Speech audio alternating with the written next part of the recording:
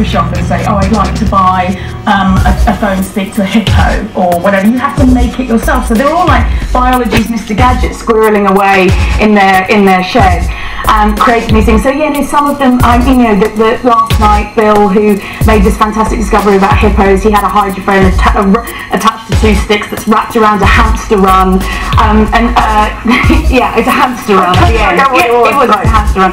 There's another scientist on last night was using a pair of his mother-in-law's tights stretched over a very important piece of kit that costs £500,000 that normally tests vibrations on jumbo jets.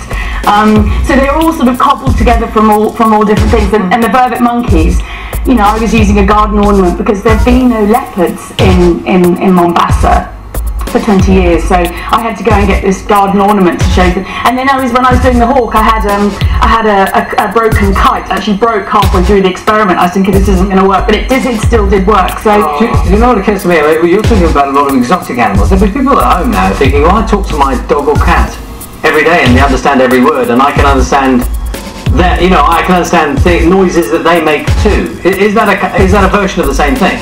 Because some people say they absolutely understand, you know, dogs bark for a certain thing, or cats meow, or they sound different. They can have a dialogue. Well, we didn't do pets in this, so we just did about animals speaking to each other. But I mean, I do know that dogs, for instance, and the reason why they're man's best friend is because we have a really fantastic ability to read each other's emotions and communication. So whether you really understand what it's saying all the time with those loving, adoring eyes and you know, the yelps or whatever, but there is definitely an ease of communication there.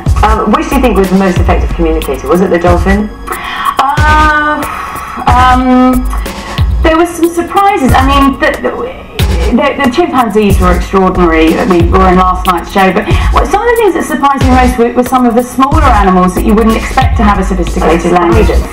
Yes, spiders, but then like tonight's show, there's a bird that's called a chickadee that has, it's got a call that's only made up of 4 notes, but according to how those notes are played, it has an open-ended language, as do we, and it's so open, the language, that it requires the rules of grammar to control it. So they're like these English teachers flying around the sky, and it makes you look at the birds in your garden in a completely different light. We're done for time, but can you do a bird noise for us?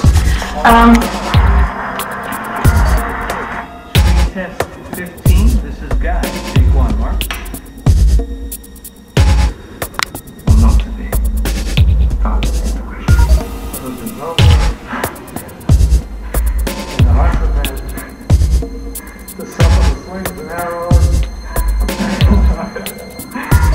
Okay, screen test 9, guys. This is Anna. What's the nicest thing? The nicest thing that I've done for someone is... Oh, that's a good question. What's the nicest That's never good that I can't answer the nicest thing I've done for someone.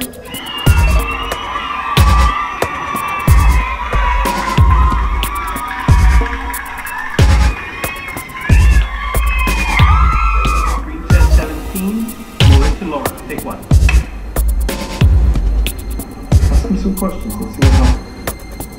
Where are you headed in that outfit? Where are you going? You look so sharp. Going out. Oh, party stuff. You taking any girls with you? Just my girlfriend. Can I be your girlfriend?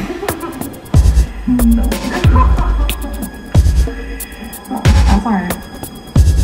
Ask what she's wearing under the raincoat.